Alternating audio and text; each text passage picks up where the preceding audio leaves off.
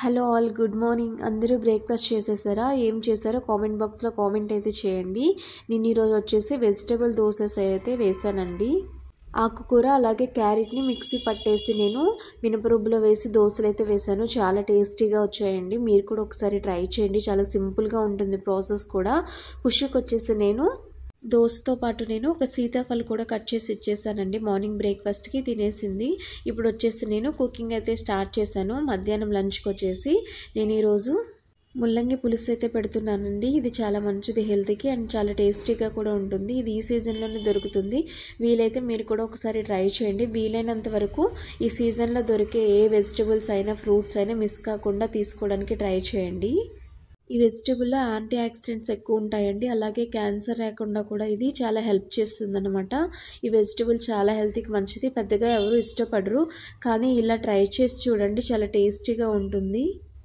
లేదు మీకు ఇలా నచ్చలేదు అనుకుంటే మీరు ఈ దుంపల్ని మిక్సీ పట్టేసి దోశల రుబ్బులో వేసుకొని చక్కగా దోశలు అయితే వేసేసుకోవచ్చండి. చాలా టేస్టీగా ఉంటాయి దోశలు. ఒకసారి ట్రై చేయండి. నేనైతే ఎవ్రీ టైం అలాగే చేస్తానండి.